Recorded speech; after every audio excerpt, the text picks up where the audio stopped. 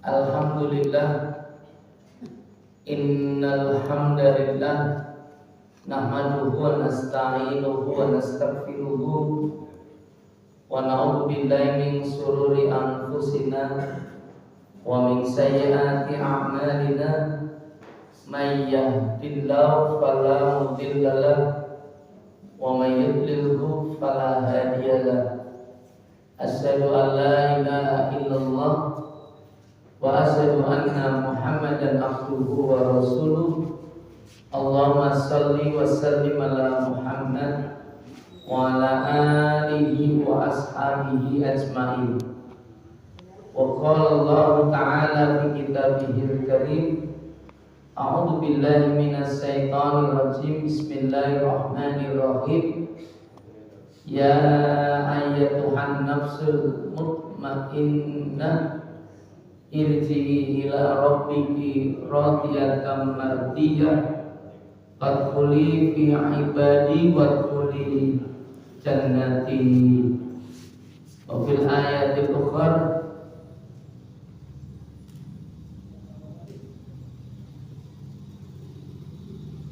inna ilaina iyabahum summa inna alaina hisabahum. Wa qala nabiyuna Muhammad sallallahu alaihi wasallam, wa kafa bil mauti wa'idhu.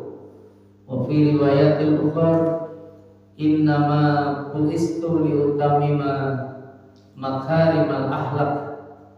Wa fi riwayatil ukhra, taraktu fikum amrayni lam tadillu ma tamassaktum bihima, kitab Allah wa sunnatan nabi. Sadaqallah wa sadaqa Muhammad sallallahu alaihi wasallam.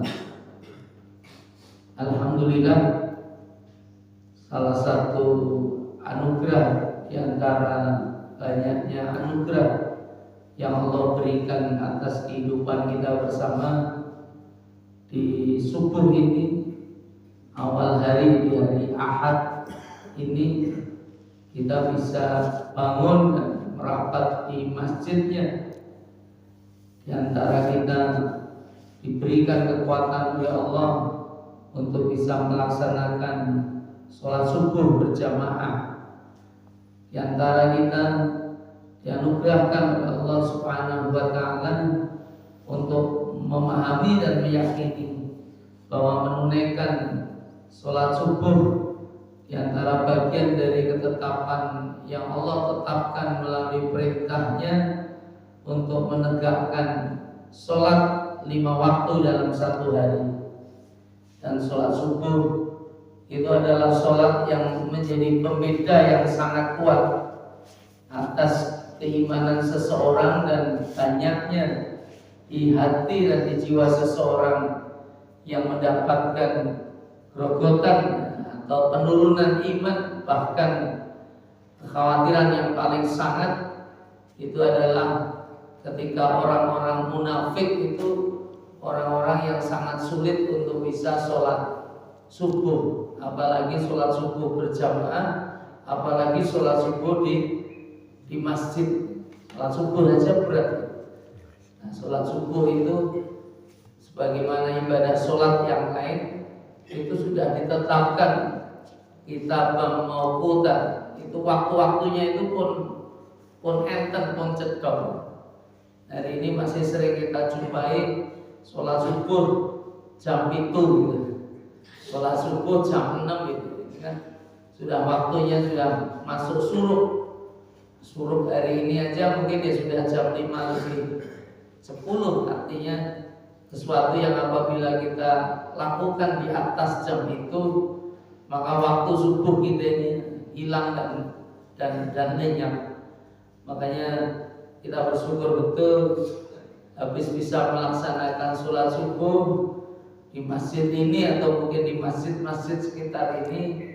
Kemudian berkah terbesar lagi oleh Allah adalah kita dianugerahkan dengan anugerah ilmu, keinginan untuk menambah ilmu, kepahaman bahwa mencari ilmu ini bagian dari wasilah dari sisi Allah untuk bisa meraih hidayahnya. Ada yang disebut hidayatul ilmi. Hidayatul ilmi itu adalah saat kita punya keyakinan Allah akan ajarkan atas kita sesuatu yang tidak kita ketahui dengan cara yang sesungguhnya sudah diperintahkan, sebagaimana surah Al-Alaq ayat 1 sampai 5 itu yang menjadi awal kenapa Nabi Muhammad sallallahu alaihi wasallam itu diamanahkan dan diangkat menjadi nabi dan rasulnya.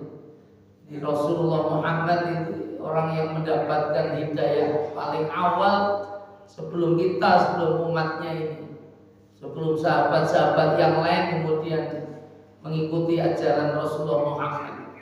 Walaupun hakikatnya semua nabi yang mendahului Rasulullah Muhammad itu ya semuanya mendapatkan hidayah dari sisi Allah. Dan kalau kita berpedoman kepada Al-Quran, meyakini Al-Quran itu menjadi mihnah, itu menjadi ukuran batu ujian pembenar atas kitab-kitab sebelumnya, dan bahkan keimanan kita kepada kitab-kitab sebelumnya itu sudah cukup terwakili dengan iman kita kepada Al-Quran. Jadi mengkaji Al-Quran itu sudah mencukupkan atas semua wahyu Allah. Kan gitu. Kenapa wahyu Allah, Ustaz? Bukankah petunjuk Allah yang Allah Ta'ala berikan dalam bentuk hidayahnya kepada Nabi Muhammad Sallallahu Alaihi Wasallam itu didasarkan dengan ayat-ayat yang dibacakan oleh malaikat Jibril dan disampaikan kepada Nabi Muhammad Sallallahu Alaihi Wasallam. Sebuah proses waktu yang bukan kurang lebih dalam beberapa kitab yang terkait dengan kitab-kitab ulumul Quran itu sebagian ahli mufassir, ahli tafsir, ahli Quran itu ada yang menghitung betul hari demi hari, pekan demi pekan, dan bulan demi bulan tentang berapa lama sesungguhnya turunnya Al-Quran itu mulai awal sampai akhir di masa di rentang kehidupan baginda Rasulullah Sallallahu Alaihi Wasallam. Kalau hari ini kalau ditanya berapa lama, ada yang tahu itu berapa lama itu turunnya Quran, mulai dari Quran surah paling awal Al-Alaq 1 sampai 5 seperti yang saya ceritakan sampai akhir itu. Yang dalam riwayat ada yang menyebutkan ya, kalau satu surah paling akhir semuanya diturunkan komplit itu surah apa? Idza jaa nasrullahi wal fath, itu surah pendek tetapi turunnya di Madinah dan bahkan diyakini surah terakhir. Tapi kalau ayat-ayat terakhir itu ayat-ayat di Quran surah Al-Maidah itu di awal-awal ada kalimat al-yauma akmaltu lakum dinakum wa atmamtu alaikum nikmati wa raditu lakumul islama dina. Ini ayat terakhir yang diberikan saat Rasulullah haji wada, ketika Rasulullah di Padang Arafah saat melaksanakan haji di tanggal 9 Zulhijjah. Nah itu momentum terakhir. Kalau surah paling awal surah apa Ustaz? Kalau ayat yang awal itu kan Al-Alaq ke 1 sampai 5. Kalau surah paling awal itu surah Al-Fatihah. Itu makanya kalau kajian berdasarkan konsep turunnya surah itu ada yang bersiketah Al-Fatihah itu yang paling pertama yang diturunkan secara komplit seperti idza jaa nasrullahi wal fath. Karena kan ada ayat-ayat yang kadang-kadang diturunkan sepotong demi sepotong gitu. Jadi tidak semuanya dalam bentuk tiba-tiba. Al-Baqarah itu fasenya kan banyak sekali dengan sepanjang itu ya, tidak langsung semuanya diturunkan. Nah, konsep tahapannya yaitulah yang kemudian melalui taufiknya itu kehendak Allah yang diberitahu kepada Rasulullah agar Rasulullah itu kemudian menyusun. Oh, ini surah pertama, surah kedua, ayat ini ditaruh di surah kemana, yang turun di sini. Itu sampai yang kita dapati hari ini itu 114 surah. yang paling memudahkan itu dengan pembagian juz 30 juz. Total ayatnya ada 6.236. Nek ra percaya menghitung piyambak. Nah ini. Nah pertanyaan terbesar saya tadi kan berapa butuh waktu itu mulai awal sampai akhir ayat ini diturunkan. Ada yang tahu? Berapa tahun? 23 tahun. Nah, berapa bulan? 23 tahun pun itu toh. Kita ini ya simpelnya Pak umur itu kira tahun-tahun. Ini ada ulama yang hitung sampai tidak. Anda boleh percaya boleh tidak. Tetapi betul itu betul. Itu dituliskan itu hitungan waktunya sejatinya itu tidak sampai 23 tahun penuh. Sejatinya 22 tahun 2 bulan 22 hari. Jadi semuanya angka 2 itu. Nah, semuanya angka 2. Ini nggak usah dikeletikkan dengan angka 2 ya, karena dihubung-hubungkan mobil kada macam-macam itu salah baru. Karena memang kami juga tidak ingin mengkaji tentang itu, tetapi yang kita ingin bahas ini kemuliaan dari Al-Quran ini. Karena sesungguhnya Allah turunkan selama berapa tahun? 22 tahun. Berapa bulan? 2 bulan. Berapa hari? 22 hari. Pun menghitung piyambak nih. Ini bukan akhirnya, makanya sampai akhirnya Bung Karno pun kadang pidato, yaitu yang kemerdekaan itu berapa ayat dalam Quran? 6.666 ayat. Tapi kalau itu nggak ada literasinya di kajian-kajian ulumul Quran, itu kadang-kadang gampang ya hafalan nih derek bener nih, betul bener. Tapi yang bulan tahun ini betul itu berdasarkan riset, berdasarkan penelitian. Nah, ini menarik untuk bisa ada perenungan.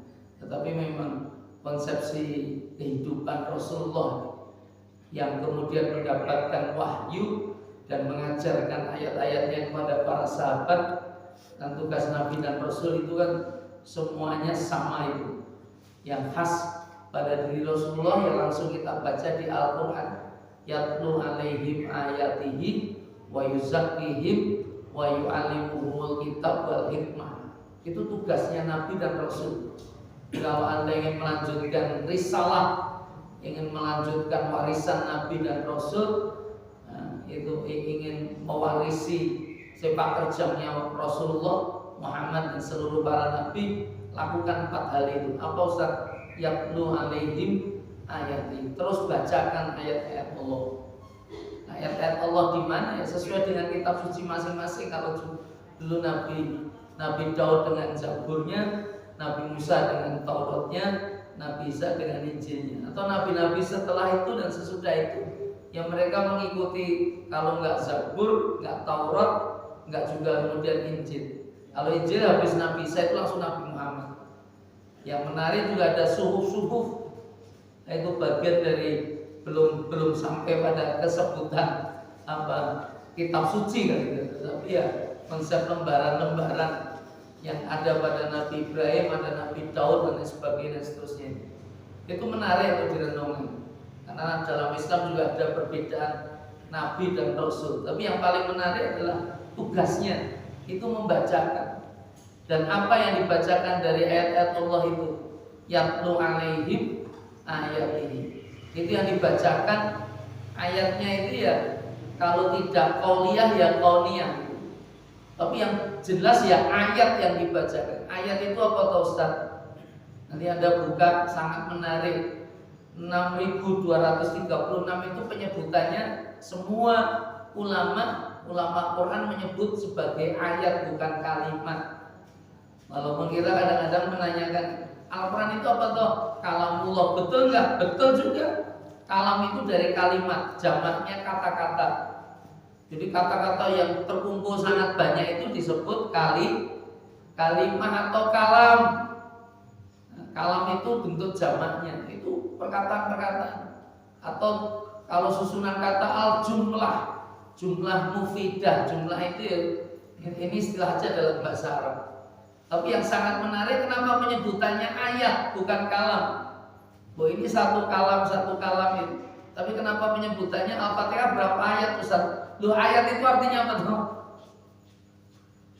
Ayat niku manane napa? Halo. Esuk-esuk kok pun ditekoki ta Ustaz. Napa ayat niku artinya napa bahasa Arab niku ayat niku? Apa yang dimaknai ayat? Ayat itu artinya apa? Mau buatkan kertas, kalau pengajian ini nggak kepengen kertas, susahnya ada nih mau. Mau tahu nggak kira-kira? Iya. Kalau nggak mau tahu saya izin pulang saja. Tapi karena mau tahu, saya lanjutkan. Ayat itu maknanya pun alamah, tanda-tanda yang akan menunjukkan kepada kekuasaan Allah. Makanya kata ada wa min ayatihi, dan di antara tanda-tanda kekuasaan. Tanda-tanda niku ngopo? Tanda-tanda niku ancer-ancer. Kowe nek diwacake, kowe nek dikandhake, kowe tambah cedak kali Gusti Allah. Ini benar namanya ayat itu. Makanya di antara semua yang ada dalam Al-Qur'an itu nek diwaca, kowe nyedake kowe karo Gusti Allah. Makanya karena ayat tanda-tanda kuasa Allah itu ono loro jenise. Yang pertama qauliyah, kalamullah, firman Allah dalam bentuk kitab suci Al-Qur'an itu, dan itu sudah mewakili seluruhnya. Yang kedua apa? Yang kedua adalah ayat-ayat kauniyah. Kauniyah itu apa? Kauniyah itu dari kata kana yakunu kaunan. Kana itu apa? Kejadian. Kalau dalam bahasa Arab itu adalah gini. Tapi itu kejadian. Kana yakunu kaunan itu, kauniyah itu penciptaan. Bojo jenengan kuwi ayate Gusti Allah. Wong jenengan kuwi ayate Gusti Allah. Paham maksud saya? Anak-anak kita ini ya ayate Gusti Allah. Kudune nek kowe nonton ya iso nadake kowe tenan, dadake kowe cedak kali Gusti Allah. Kowe nonton alam itu, turunnya hujan. Apalagi kalau orang yang suka naik gunung melihat pemandangan itu yang muncul pada dirinya. Ini ciptaan Allah. Seperti kita ini kan ciptaan Allah juga. Ya Allah, wong sing nakal, wong sing anu kuwi ciptaane Gusti Allah, ayat-ayate Allah. Nek wong urip ono sing apik, ono sing bagus, mbok cocoke kabeh karo Al-Qur'an cocok jajan. Jadi nek urip kuwi nek wong elek kuwi jane malah ninggal ayate Gusti Allah. Karena Allah menciptakan wonten malaikat enten iblis nggih apa nggih kira-kira. Kebaikan dan kejahatan itu senantiasa ada. Dan hukum-hukum Allah yang Allah ingin perlihatkan dalam kehidupan. Wong sing nanam ya mesti manen ya gitu.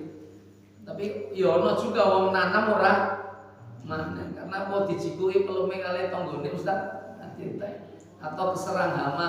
Lho itu ya ono sing manen ning dudu kok. Kowe karena dudu rezekimu, dudu jatahmu. Lho ini bagian ayat Allah. Ning wong nanam usaha yang mesti dia akan mendapatkan. Laha maka sabat wa alaiha maka sabat. Itu yatlu alaihim ayati wa yuzakkihim, dan dengan ayat-ayat itulah itu kau gunakan untuk mensucikan dan membersihkan kau punya kalbu dan punya hati. Wa yuzakkihim, wa yuzakkihim itu yang dikenal dengan tazkiyatun nafas. Tazkiyatun nafas niku napa Ustaz? Yang ngreseke hati. Jadi tugas Nabi dan Rasul itu membersihkan kalian punya hati, kalian punya jiwa. Itu ada satu kitab menarik, teman-teman salaf sangat merekomendasikan, itu banyak jadi kajian, tetapi umum juga. Siapa Ustaz? Jangan pernah kenal Imam Al-Jauzi atau yang lebih disebut dengan Imam Ibnu Qayyim Al-Jauzi. Siapa Imam Ibnu Qayyim Al-Jauzi itu? Ini seorang ulama yang sebenarnya madhabnya Hambali. Di saat karena hidupnya bersama Imam Ibnu Hanbal, dia ditahan bersama, dia murid yang paling kuat itu. Yang menarik saya minta maaf. Yang menarik Imam Ibnu Qayyim Al-Jauzi itu seorang tenaga medis juga, dia dokter juga yang sangat ahli di bidangnya. Jadi kerap nangani penyakit. Wong urip niku sing diwedeni kali balak kan penyakit. Nggih ngomongin kira-kira. Dan menurut beliau itu ada dalam kitab, di kitab Ad-Da'u wad-Dawa. Itu jenis-jenis penyakit dan piye carana. Nah, ternyata beliau menampilkan penyakit yang paling abot itu penyakit nopo gitu. Jadi segala sumber sakit ini ternyata saka loro hati. Pernah sakit hatinya nih? Tapi kalau sakit untu loro ndi kira-kira? Ya adem-adem biasanya loro untu. Tapi betul nih, sakit hati itu sangat serius. Makanya ada cara pengobatannya pun luar biasa. Beliau sampaikan. Dan itu ikuti ayat-ayat Allah itu yang sangat menarik. Dan jenengan kepengen ngerti obat paling mandi wong loratin itu nopo?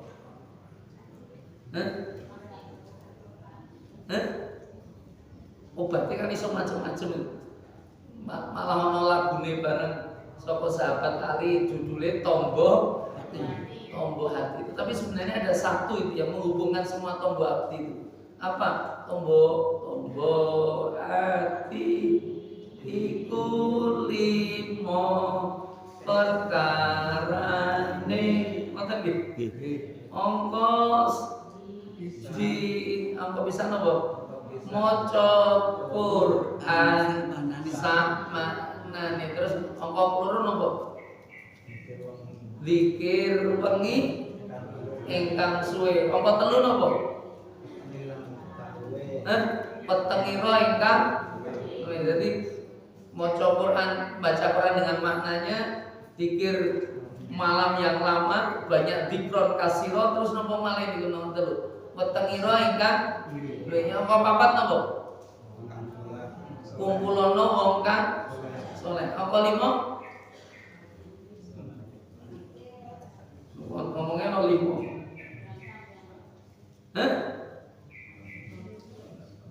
Kok orang 5?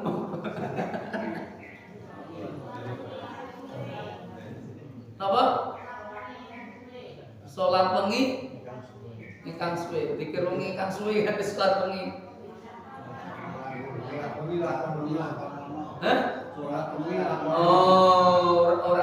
Ora salat wengi lakonon tahajud. Saya minta maaf. Itu 5 itu sebenarnya kekuatannya disebutkan oleh Imam Ibnu Qayyim al-Jauziyah. 5-5-nya itu kekuatan apa? Obat kuwi nek digabung ngopo kok kowe nglasanake kuwi. Ngopo kowe maca Quran itu kepengin apa? Kowe kepengin apa itu 5-5-nya itu kekuatan terdasar saat kamu berdoa. Maka kata kuncinya hanya satu. Obat ati paling ampuh kuwi apa? Donga.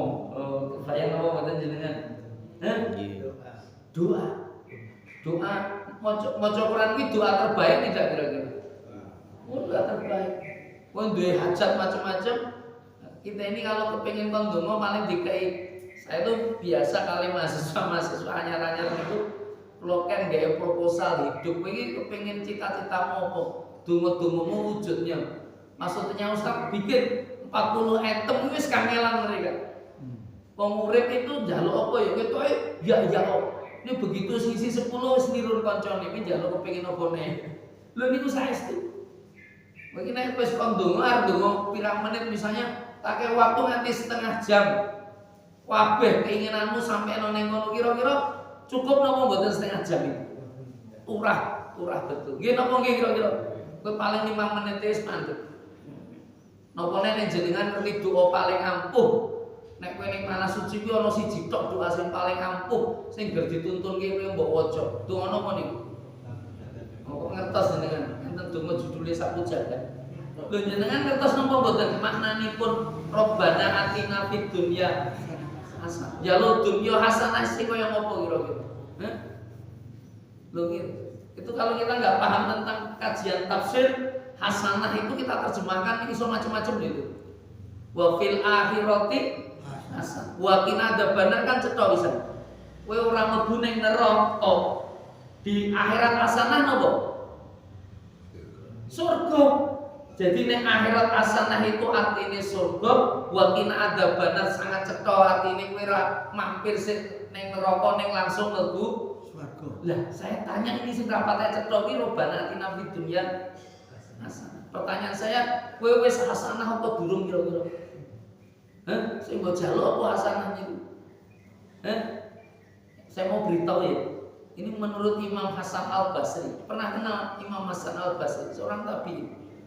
Itu pernyataan beliau itu dikutip oleh Imam Al-Ghazali. Imam Al-Ghazali masyhur lagi itu. Seorang ulama yang hubungannya dengan Tazkiyatun Nufus, punya karya judulipun Al-Ihya Ulumuddin. Yang disebut di dunia hasanah ini jadi berloro tok jadi. Wong sugih iki termasuk hasanah napa mboten?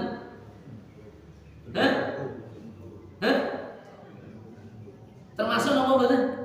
Berarti kowe nek melarat dina iki ra hasanah lho. Lho niku orang sugih itu belum tentu hasanah sugih. Jadi kategorinya bukan sugih melarat sugih. Wong sehat termasuk napa mboten?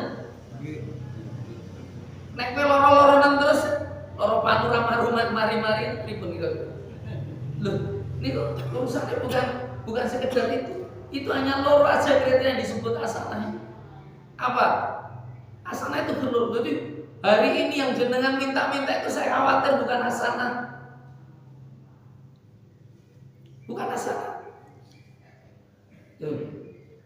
Saya pernah ada satu kisah. Ini urusan dengan loro dan mari loh, yang paling ekstrim. Karena kadang-kadang orang melihat nikmat paling besar hari ini kan nikmat sehat. Dia ngomong gitu.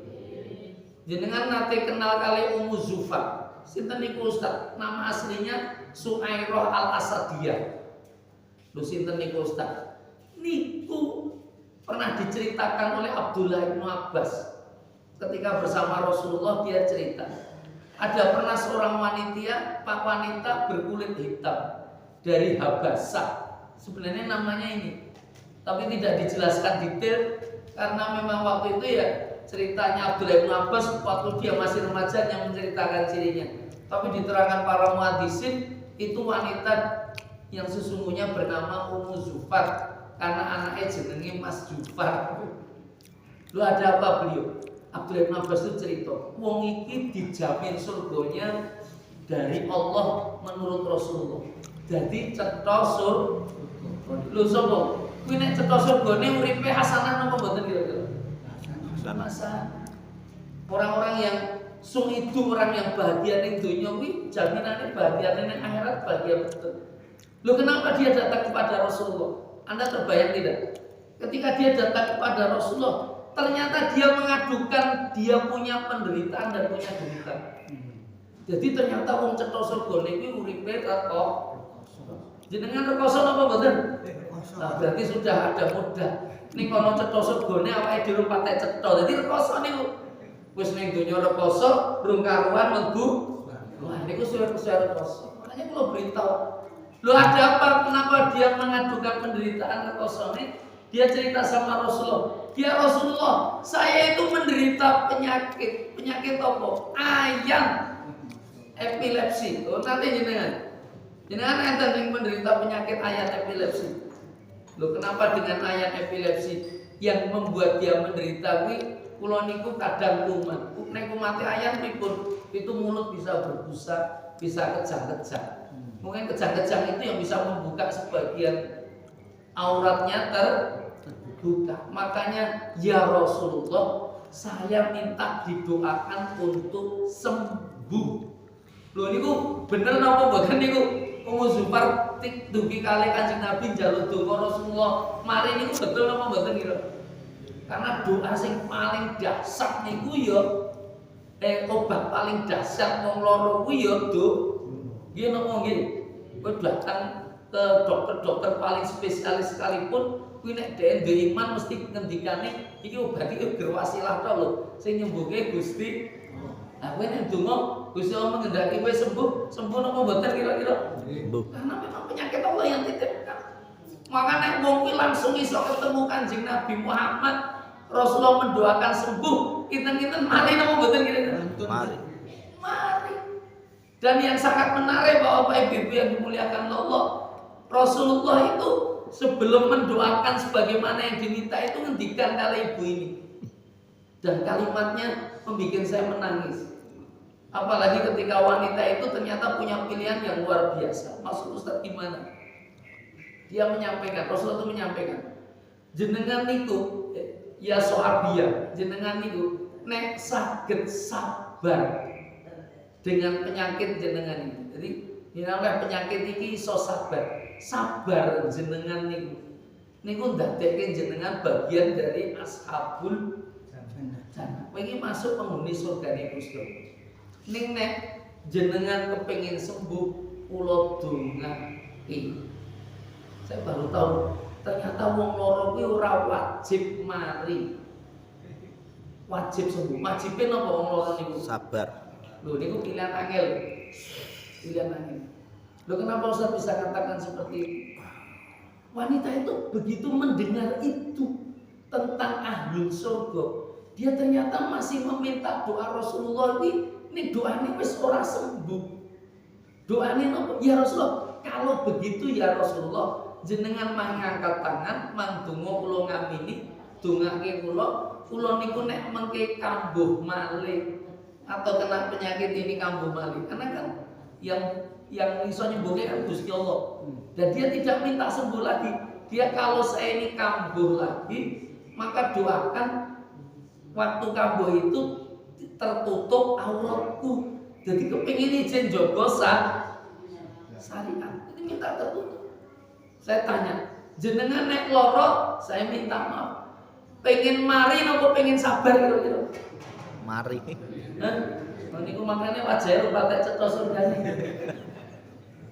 Loh, kok Ustaz saking ngendikan mengatakan orang ini langsung berubah ketika bicara tentang sabar. Ketika orang mendapat penyakit, hari ini orang jarang berdoa minta kesabaran atau bikin agar kesabaran saya ini berbalas yang terbaik. Tetapi yang diinginkan itu dalam perspektif dia. Loh, kenapa Ustaz bisa katakan seperti itu? Ya saya kembali kepada apa yang dimaksud di dunia sana itu maksudnya apa? Itu jadi hanya dua perkara tok nih. Urusannya itu ora mari tubuhmu sehat walafiat dan seterusnya itu ora ngono, sugih kaya raya lampang ya ora ngono.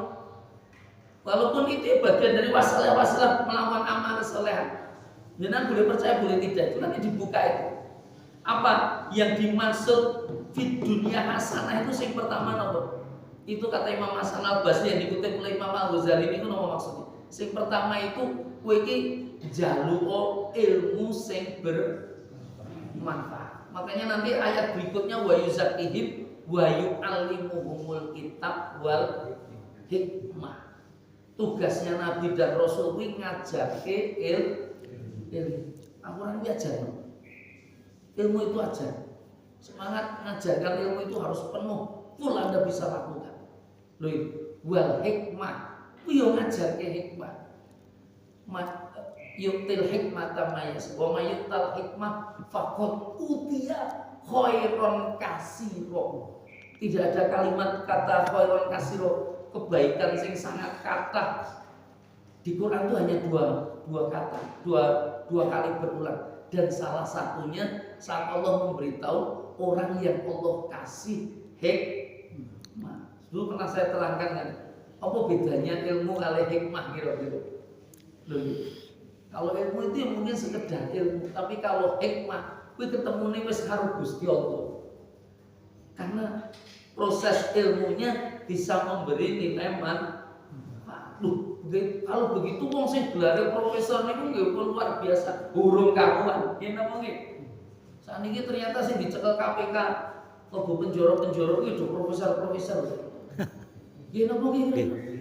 Wis semakin berilmu karena enggak dapat hikmah dia. Enggak dapat hikmah. Dan itu wasilah hidayah itu ilmu. Makanya cara mendapatkan ilmu satu-satunya ya belajar. Iqra bismi rabbikal ladzi khalaq, khalaqal insana min 'alaq. Iqra wa rabbukal akramul ladzi 'allama bil qalam. Ini puncaknya ayat yang kelima, Al-Alaq 1 sampai 5 itu. Alamal insana ma lam ya'lam, yang mengajarkan manusia atas apa yang mereka tidak tahu. Hidayah kan ngoten to. Kowe ora ngerti dikai ngerti. Kowe oleh hidayah napa mboten kira? Nggih. Pertanyaannya dino iki kowe oleh hidayah napa dereng? Hah? Sudah. Udah baru saja Ustaz sing disebut Robbana atina fid dunya hasanah kuwi ternyata yang paling pertama namanya ilmu.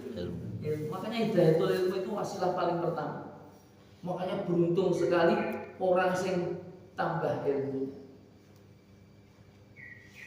Tambah ilmu. Ini Bapak Ibu yang dimuliakan Allah. Saya sudah beberapa kali nih sempat izin temui ini karena memang kegiatan kula niku pada saat kebetulan ahad dan seterusnya saya minta diganti. Tapi saya mau informasi ki mawon. Mudah-mudahan dapat berkah, mudah-mudahan juga dapat doa. Ini memang sudah 2 bulan ini saya itu kebetulan dapat amanah. Ini urusannya juga dengan keilmuan. Nah, untuk apa? Untuk jadi kepala sekolah, jadi rektor konten Universitas Islam Batik. Saya 2 bulan ini kalau jadi rektor. Jadi 2 bulan. Kenapa? Ya, ini menarik. Unibah itu salah satu lahan wakaf umat Islam. Saya kalau baca konsep perguruan itu, saya bukan dosen di sana sebenarnya, tapi saya itu melanjutkan perjalanan pun almarhum. Di almarhum sinten mertua kula. Saya itu punya mertua namanya Romo Kiai Haji Muhammad Amir Esa. Saya terima kasih atas doa-doa di antara jamaah. Tapi saya ingin sampaikan, beliau ini memang dalam konsep kehidupannya urusan dengan pendidikan mengutamakan betul. Nah, beliau memang sering taklim di mana-mana. Kalau ngerti beliau itu ya wonten unibah niku pertama kali. Karena dulu kuliah subuh niku biasanya wong lawian sekitarnya itu nggih mlayune teng mriku nek waktu Ramadan. Nggih napa nggih kira-kira. Zaman cilik-cilik. Lah sing kula tunggu nggih mubalek lucu-lucu. Di antaranya Pak Badri Royani, Pak Duro. Nah, termasuk beliau. Ra ngertine dadi mertua kula. Bu. Mertua kula. Itu saya asli orang Lawian sini. Saya dulu kecil tinggalnya di Langgar Kudikan. Saat ini gitu dolan madu macam-macam. Jual ibu itu jualan buku di situ. Nah, tapi buku itu begitu ganti menteri ya ganti buku. Jadi rotok susah, rotok kosong tutup. Tapi yang menarik, saya tinggal di depan terus akhirnya dekat Masjid Lawian ini. Hari ini memang status saya jadi ketua takmir Masjid Lawian. Lah, yang saya kepengen cerita, almarhum ini usianya sangat 2 tahun lebih 3 bulan. Itu tepat 1 November beliau dipanggil. Jadi pas malam Jumat, dinten Jumat itu. Jadi dinten Jumat usianya 90 tahun 3 bulan. Itu berdasarkan hitungan Hijriah. Kenapa berdasarkan hitungan Hijriah? Karena beliau pernah manti-wanti saya. Begini arep ngitung umurku nganggo bulan Masehi rodok salah. Lho salah ngopo? Karena aku ndek ben waktu daftar pegawai negeri itu karo masku kon ngenomke. Jadi terus malah bingung lahirnya jane tahun piro wis sing tepat kuwi ya wis kanggo Hijriah. Kan waktu ini kan wong yang mboten enten akte macam-macam kan. Pada waktu daftar pegawai negeri kan SK-ne langsung ditekoki lahirnya tanggal piro anune piro. Nek nyebut ke Hijriah kan wah kangelan nganggo Masehi wae ya, karena hitungan kita kan hitungan Masehi. Lah kata kakaknya namanya Pak Ruslan Lowiyar habis kuwi nom pirang tahun mungkin 5 tahun gitu tahun itu gitu. Jadi yang tepatnya itu Hijriah itu belum nek ulang tahun Masehi ra iso didadekake standar. Nah, kula hitung itu tepat 90 tahun 3 bulan. Beliau ini punya anak 14 orang. Wah, 7 laki 7 perempuan wis yodo duwe bojo, duwe anak, duwe putu jumlahnya 25. Oh, atau susah dah. Kalau terus dadi ngitung niku begitu almarhum nek lelayu kudu enten hitungane. Anak iki jumlahe piro totale 25. Nah, di antara putu yo ternyata 3 4 5 wis sudah dadi manten. Ternyata duwe cicit 9,5. Pokok setengah Ustaz karena Desember ini mau lahir itu. Jadi izin sama waktu beliau wafat izin di kandungan. Beliau itu nanti kita nggak apa seluruhnya. Lah yang menarik konsep nilai amaliyah beliau dalam konsep ilmu. Nah, beliau ini memang pernah dari dosen bahkan jadi rektor di IIM juga dan seterusnya. Jaga mendirikan yayasan-yayasan pondok pesantren. Makanya kelihatannya memang takdirnya kalau ini jadi mantu beliau. Ya diantaranya aktivitas melanjutkan kegiatan pendidikan, termasuk Unibah. Unibah ini sejarahnya panjang, tapi itu wakaf umat Islam. Itu wakaf, berdiri di atas tanah wakaf. Itu ada bangunan lantai 6, bangunan lantai 3 dan seterusnya di tempat yang cukup strategis di depan stasiun Porosari. Nah gitu. Itu flyover sekarang muncul dan dulu bis-bis kono birna lewat kono itu. Nah saat ini bilang bangunannya yang tinggi dia ketok nih universitas itu. Lah maksud Ustaz mau kok cerita ngoten. Ini menarik karena kajiannya tentang keilmuan. Dia ini dulu Pak Amir ini almarhum ini dulu ternyata ketua yayasan Kiai Mojo yang pertama. Tapi sekarang namanya yayasannya perguruan tingginya Islam, dulu namanya memang Universitas Kiai Mojo. Nah, Kiai Mojo. Tapi karena rektor pertamanya Pak Aliat Mojo yang Kauman itu jadi pekewet karena dianggap mojo-mojo itu jenenge dheweke itu. Nah terus diganti yang sempat ada wacana ganti namanya Universitas Samanhudi gitu. Tapi ternyata salah satu muwakilnya ora aku Samanhudi ojo Samanhudi. Samanhudi mungkin memang dermawan betul nih secara keilmuan itu tidak dalam posisi itu akhirnya karena memang ini gabungan dari juragan-juragan batik dan teman-teman dari Kopertes yang dari IMKI Jani Tarokah, bapak saya ini termasuk yang menguatkan fakultas hukumnya, itu akhirnya digabungkan jadi satu, itu akhirnya disepakati namanya Universitas Islam Badik. Itu Islam Badik itu termasuk adiknya SMA Badik, SMK Badik sama SMP Badik. Ibu saya itu alumni SMP Badik. Kenapa? Itu kan yayasan itu memang punya mau suge-suge tadi, terus bersatu dia punya akademi manajemen di Batik yang gue fakultas perguruan tinggi Islam ya Pertis ini itu juga punya perguruan umum karena ternyata waktu itu mau izin ke pemerintah itu dipersulit loh. Kenapa dipersulit? Karena pemerintah waktu itu kepingin dirikan UNS. Jadi nek iso kabeh perguruan tinggi swasta ini kon gabung karo UNS. Masuk Unis dan lain sebagainya itu banyak. Lah ada yang tidak gabung itu ya terus gabungnya naik Uniban ini. Dulu ada Cokro Aminoto juga yang gabung ke sana dan seterusnya. Ini kisah nyata sejarah. Memang negeri itu kadang-kadang waktu itu kebijakan pemerintah mono karena memang perguruan tinggi seperti itu. Loh, maksudnya Ustadz pripun? Ya ini berkah sama Allah. Kami itu mempercayai dan meyakini betul bahwa aktivitas wakaf dalam kegiatan keislaman itu apabila dihubungkan juga dengan wakaf-wakaf dalam kegiatan keislaman itu akan mendapatkan keberkahan besar. Karena apa? Kalau jenengan belajar tentang Universitas Al-Azhar wonten Kairo dulu, tadi di Mesir sana, itu sebenarnya kekuatan utamanya itu masjid. Berarti masjid. Habis masjid apa? Mendirikan lembaga pendidikan. Maka kalau ada lembaga masjid seperti kalau di Jakarta itu ada Masjid Al-Azhar. Buya Hakang ngeten niku. Ini masjidnya kuat, punya mulai dari TK, SD, SMP nggih. Ning muridé Buya Al-Amka itu sampai universitas. Kedai memang kekuatannya di kajian-kajian di kemasjidan. Nah itu yang menarik perhatian saya. Itu makanya alhamdulillah saya nanti makanya butuh support utamanya untuk masjid Firmani. Loh kenapa? Karena ini radiusnya kan radius sejak kali Uniban. Masuk Ustaz gimana?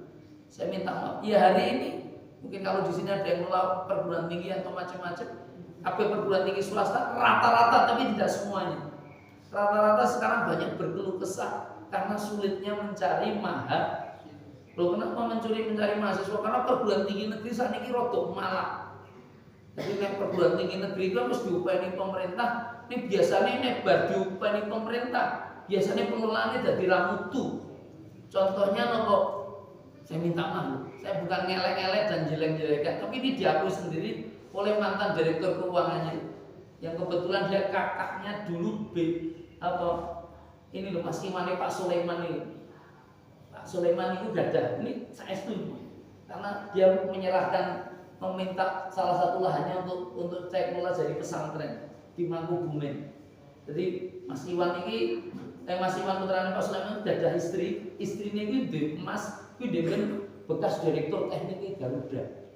Dia cerita Garuda yang atas ini penerbangan ini itu kan suge tumbas nopo-nopo termasuk anak sing nutupi beliau ini itu cerita itu memang Garuda pun dia kuat nih dipaksa dari lemah itu kok dipaksa utang karena memang waktu itu beli pesawat saja bisa dia.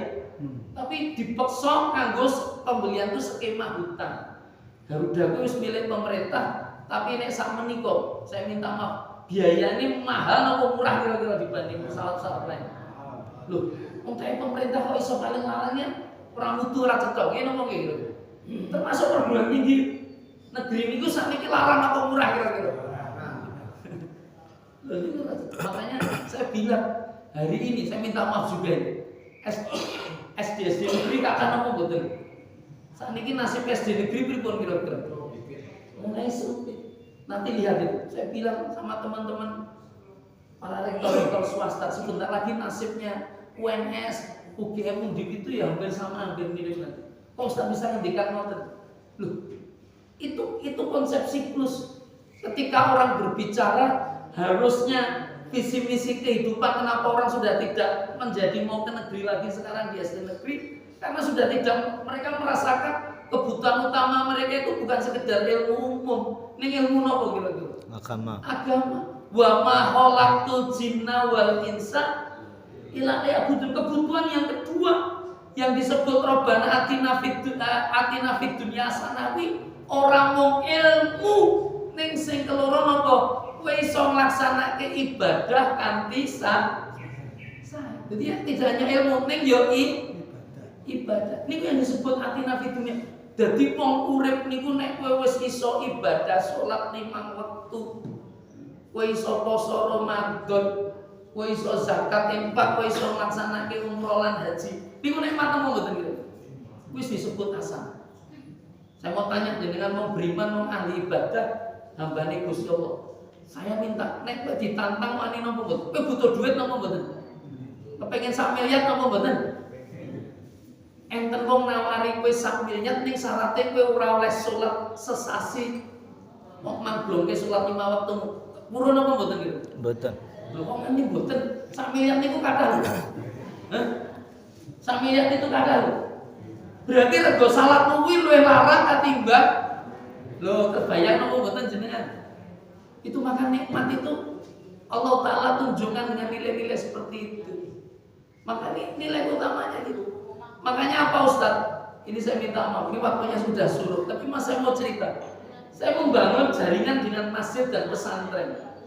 Itu begitu saya jadi rektor, saya lihat datanya. Saya minta maaf.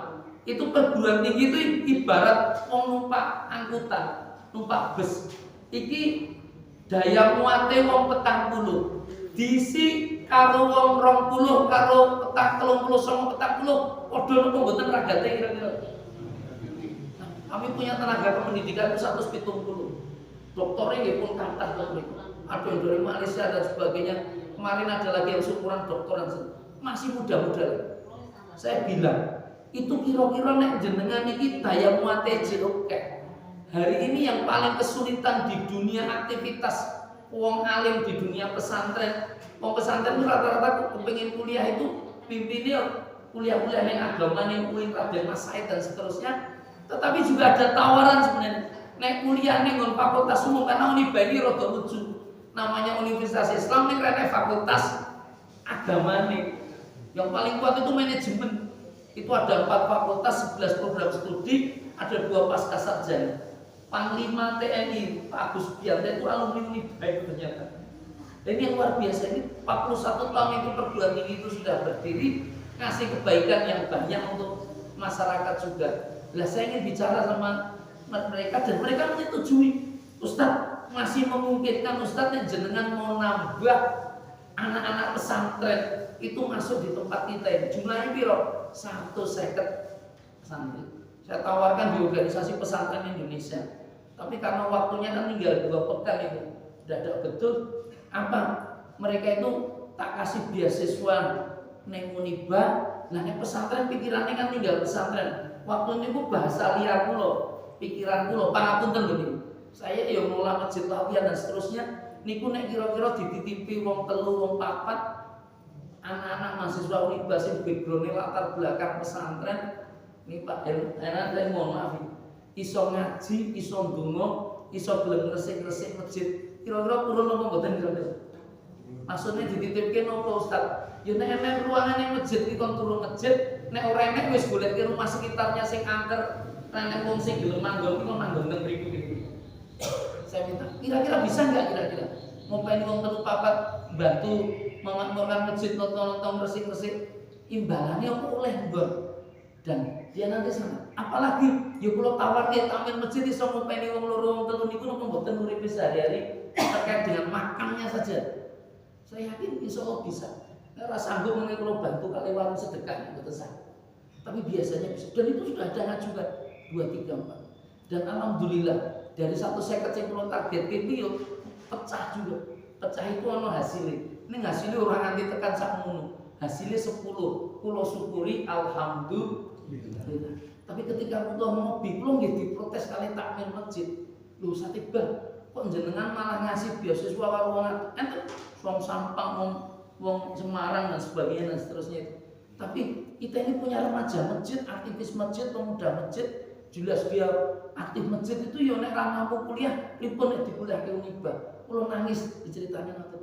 akhirnya kulo minta sama yayasan rapat rektorat kulo tanda tangan insyaallah mulai tahun depan dari tahun depan ini mumpung saya jadi rektor enten itu keputusannya yang mboten ngertos muga dicabut tapi saya masih di yayasan insyaallah karena saya rektor itu sementara pelaksana tugas itu PLT namanya nek kula nyingkat pejabat lillahi ta'ala kenapa Ustaz saya tanda tangan mengke ketua imam masjid atau takmir masjid itu berhak bisa anak-anak pemuda remaja putra putri yang aktif sholat 5 waktu jelas wonten masjid itu mu'alaqulil masjid aktivitasnya di masjid bagus itu punya hak nanti bisa kuliah gratis di Unibah itu kalau kekuatan seperti itu nyenengin apa mboten nyenengke ini ojo kemudian pergi karena berhubungan aku males nang masjid wis tak akoni seduk nang masjid kok tak tuntut teng akhirat jenengan imam masjid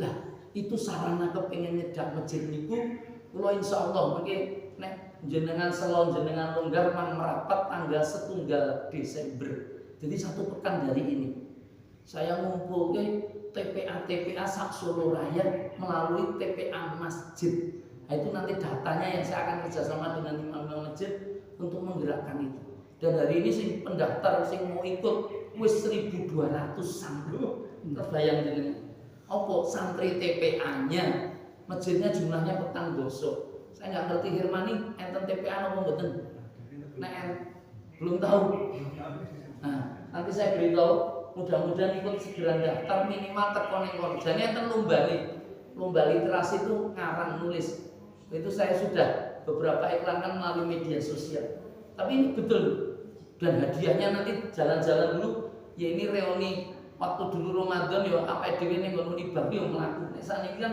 biasanya cah cilik-cilik langsung didropi dikunceki wong tuane lho kenapa di Unibah tanggal itu kula ngundang ustadz yang insya Allah diminati oleh anak-anak dan kali wong tua itu ustadz nasional wiragati 2,5 juta nih ustadz ini gue Abdul Somad gue cah cilik nek Abdul Somad teko jenengan pada teko nopo mboten kira-kira teko lha niku lucu juga bagus juga namanya Kak Muntak niku pendongeng nasional dan ketua pendongeng nasional kalau tanggal 1 Desember itu ngikuti dia sebenarnya penginku jane ora tanggal 1 Desember penginku tanggal 10 November hari pahlawan pasti minggu tapi beliau nggak bisa karena acaranya di Sulawesi dan Kalimantan macam-macam lah bisanya ngei waktu 1 Desember mungkin gen kula nggih cerita Al Hirmani gen iso do teko teng mriku nek 10 November jenengan malah telat informasine dadak sampe niki berkah oleh latihan masjid latihan datangi 100 santri nih guru TPA nih mangkat dan seterusnya mungkin kula share mudah-mudahan kalau ditagih nih kalau lupa dan seterusnya terkait dengan pemberangkatan anak ini. Loh itu betul. Nanti ada kerjasama yang kita inginkan nanti masjid-masjid itu karena apa? Mimpi saya yang paling kuat kan di kami di Fakultas Manajemen mau bikin S3 juga dokter manajemen. Tapi cita-cita pulau pengen bangun manajemen masjid. Nanti ada program studi manajemen masjid. Itu kira-kira nek enten bermanfaat apa boten? Bermanfaat. Sangat bermanfaat. Potensi manajemen perusahaan itu rong karuan ndadekke dunia hasanah lho. Nek iso ngelola masjid kanthi sae, wah niku luar biasa. Dunia aset umat. Tempat orang sujud rukuk cedak kali Gusti Allah. Makanya saya yakin wis to sama kawan-kawan di Unibah kowe banyak ditolong dan hari ini mereka melihat betul pertolongan itu sudah mulai muncul. Apa Ustadz ini untuk pribadi saja? Loh kenapa? Begitu kalau ngei beasiswa 1 seket itu ternyata sing bisa nyalin 10, kita syukuri, ternyata berkah Allah. Kami kemudian dapat channel di satu pesantren itu dekat channelnya dengan Malaysia, kerajaan Malaysia. Loh, Ustadz kepingin mahasiswa saka Malaysia malah nawari. Biasanya perguruan tinggi ini nek oleh mahasiswa saka asing, Timor Leste digoleki, Papua digoleki, di beasiswa ini ngetoke ditoke hanya karena kepingin akreditasinya itu tinggi unggul. Alhamdulillah di tempat saya itu malah dapat 6 mahasiswa Malaysia, yang 2 itu berbayar, yang 4 itu online nggak usah berbayar, tapi kita sudah bisa mengangkat nilai perguruan tinggi ini oleh mahasiswa saka Malaysia. Oh, terbayang ngoten ini. Itu makanya saya sangat antusias kalau wong kuwi Allah fi auni abdi makana abdu fi auni ahli. Gusti Allah tuh mesti nolong hambane selama hambane kuwi gelem nulung sedulur. Makanya mudah-mudahan iki dadi donga kula sampaikan karena dadi rektor niku nggih rada abot ternyata. Karena dadi sampah akeh masalah gitu. Makanya sampah niku kula salurke panjenengan muga-muga iso dadi manfaat itu. Amin. Ada nilai-nilai yang Allah Ta'ala bisa kasihkan kebaikan dalam kehidupan kita bersama, dan mudah-mudahan Allah Ta'ala mengizinkan kita ya sama-sama untuk bisa melanjutkan konsep jariyah ilmu yang bermanfaat. Allahumma amin. Demikian dari saya, mari sama-sama kita berdoa kepada Allah. Kita awali dengan membaca untuk kita bersama Al-Fatihah.